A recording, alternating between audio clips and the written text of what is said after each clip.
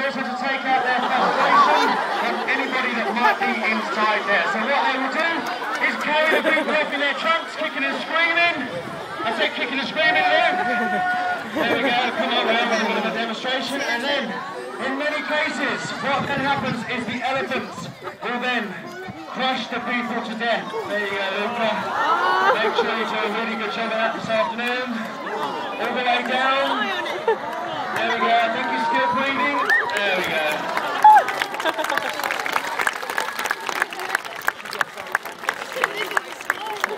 Now Luke's got his family in the audience this afternoon, so they're probably looking quite worried now. Don't worry, we are just playing, but this does just show you the other side that we have with our relationship with these magnificent creatures, because Luca is now going to help Luke all the way back up onto his feet by placing our trunk round the back of his neck and lifting him all the way up onto his feet. So there we go, give him a big round of applause.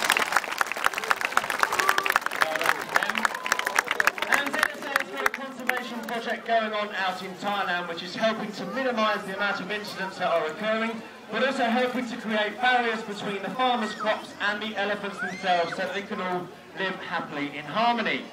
Now, elephants have been associated with mankind since around 2000 BC, during which time they've been mainly used for hauling, logging and for warfare. This afternoon, our elephants are going to demonstrate to you some of the ways in which they are used out in the logging camp. So we're going to ask Luca and Donna to come up and work together, show you how they're going to work in tandem to carry a log from, say, the interiors of the forest down to the river's edge, and unknowingly helping to destroy their own natural habitat. Now, elephants are incredibly social, and they do enjoy working together as they are showing you there. All the way to the front then, girls. Very nice job there. Give them a big round of applause. Well done.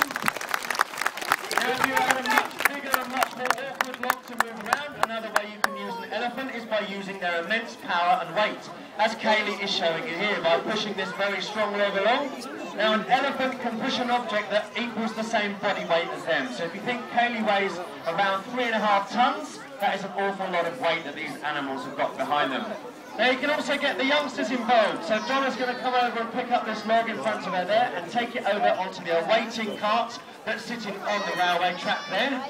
And as you can see, Luke is now riding Luca in the traditional fashion, just as the mahouts would do. Now he's communicating with Luca by using his feet. You can see he's just tapping the behind of her ears. This is just telling her to carry on going all the way to the end, just like that. Well done, give him a big round of applause. They are working very hard for you this afternoon. And as they come back in line, if you just keep your eyes on Luke and Luca, because Luke is going to dismount Luca again in the traditional fashion, just as the mahouts would do. What he's going to do is ask Luca to place her head down onto the floor, which enables him to simply just slide off of her head, just like that. Come on, give him a nice round of applause. Now, we do have a very close and unique bond with our elephants, and that starts right from the moment that they are born. And we usually start to train our elephants once they are around 3 months of age, or once we have noticed that they are eating solid food, because then we know we are able to give them rewards, which is a very important part of the training process, not just with elephants, but of course every single animal. Things we start to train them is to look inside their mouths, having a look at their teeth. Now, an elephant has got 4 teeth in its mouth at any one time. They go through 6 sets of teeth in their lifetime. And a fully grown elephant, each tooth is the size of a house brick and can weigh up to 4 kilos. Then we move on to things like training them to present their feet.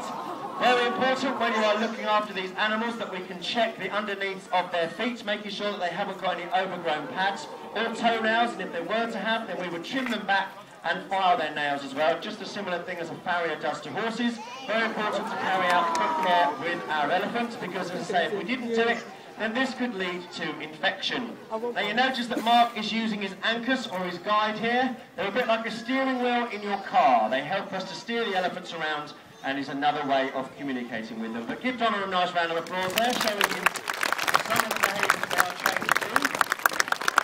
Now, every single day here at whipsnade Zoo, we like to bathe and scrub our elephants before they come out to greet their public. And you may well be thinking to yourselves, well, how on earth do we reach the top of an animal that can stand almost 2 meters at the shoulders? Well, it's quite simple, because what we ask the elephants to do is to go down into the stretch position.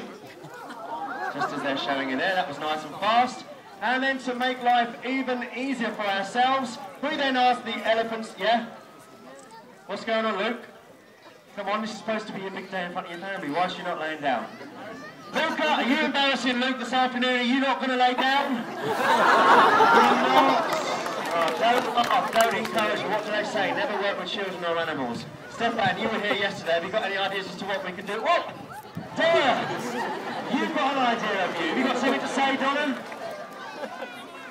Can't hear you, Donna.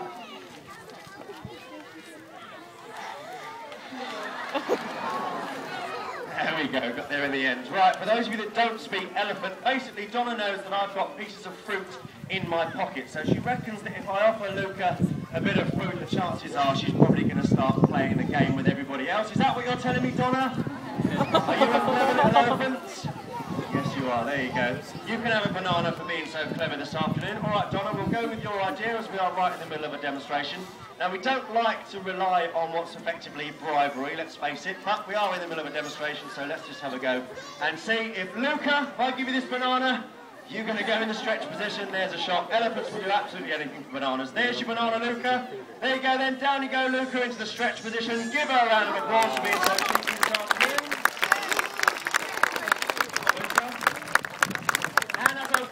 Before I was brutally interrupted there, to make life even easier for ourselves, we then ask the elephants to go over onto their sides.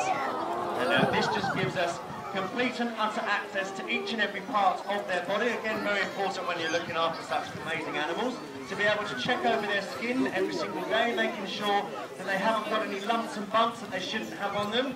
Also, at this time of the year, they are particularly prone to getting fly bites on their stomach area. But it is also a position that we will use to take blood from our elephants.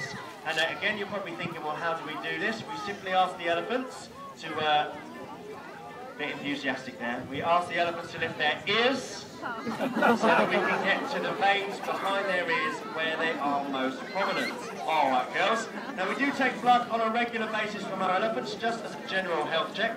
But if one of our elephants was pregnant, which by the way 2 of ours are, and one of them, the smallest of the adults out in that paddock there, is due within the next 4 to 6 weeks or so. So hopefully we'll have a youngster running around very soon.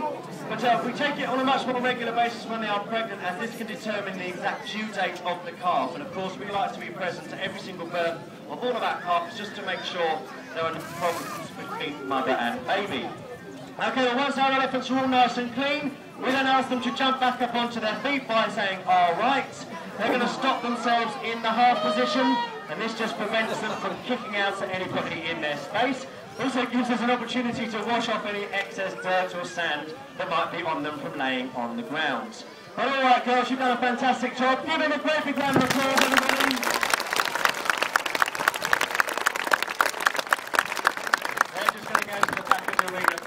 Enjoy having a bit of food. But in the meantime, this is the chance where one of you guys are going to get to come in and have a bit of fun with one of our elephants. All I need is a very, very brave volunteer for this part. All I'm going to do is ask you a very simple question, and if you know the answer, just put your hand up just like you're doing there. If you know the answer, just tell me. Don't shout it out because it can ruin it for everybody else. But I do need a very brave volunteer. Everybody's always brave on that side of the fence, not so brave when they get on this side of the fence. Now I can see there's not